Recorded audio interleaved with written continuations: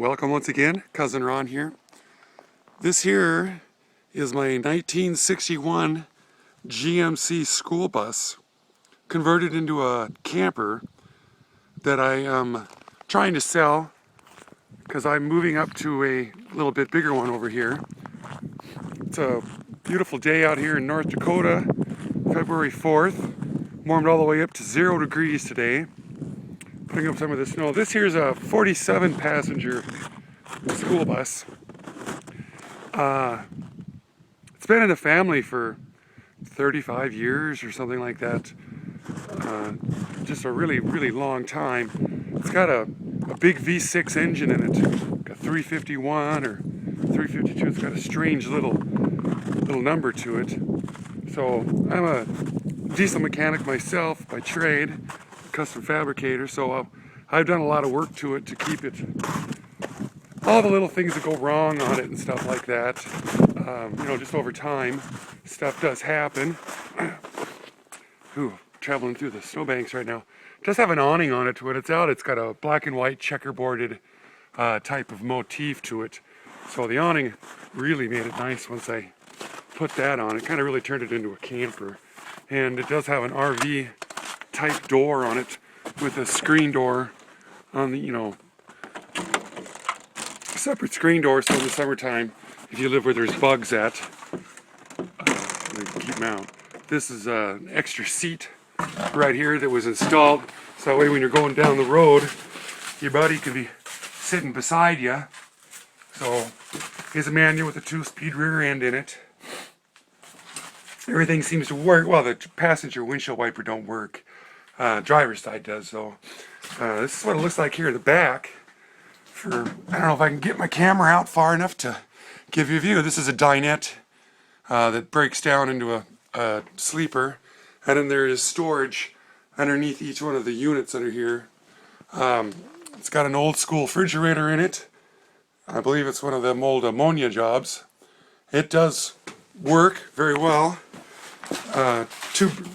4-burner stove right up in this neck of the woods. A single sink.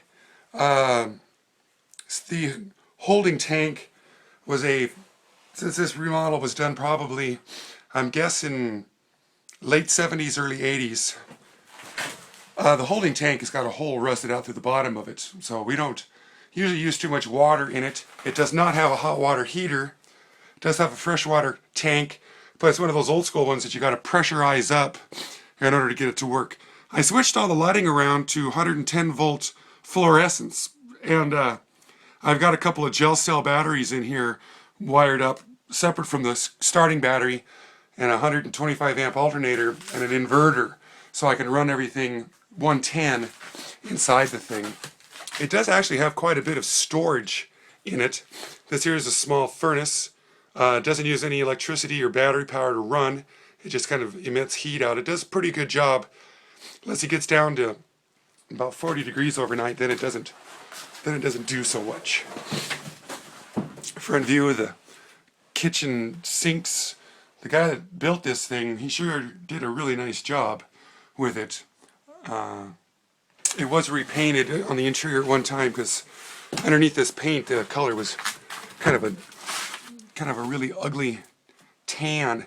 So a little closet to store treasures in. Going back here to the back, it used to have 4 bunk beds. It had 2 single-sized bunk beds over on this side, and then over on this side, 2 even smaller-sized bunk beds.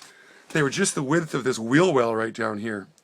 So you could, really, really stack people up. But I decided to put this queen size. We're gonna take everything out and change it out to hold a queen size mattress back here. So you can see the lines where the 2 bunk beds used to be. One, and then this other side here, they were a little bit wider, about the size of a single mattress or something like that. Curtains, privacy curtains all the way around. Rear door does open. I've actually stayed in it with it down below 0 degrees. And if you have a rosebud heater, or one of them big buddy little red heaters, it does a really good job of keeping it warm to sleep in here. But it makes a lot of humidity, and then your humidities on your ceiling and on your windows and stuff like that. But I was wanting to sell this camper so I can continue on with my next project, the coach I've got sitting over there. So that's kind of what this video is about. See you, any questions or something like that, feel free to give me a holler. Thanks, bye-bye.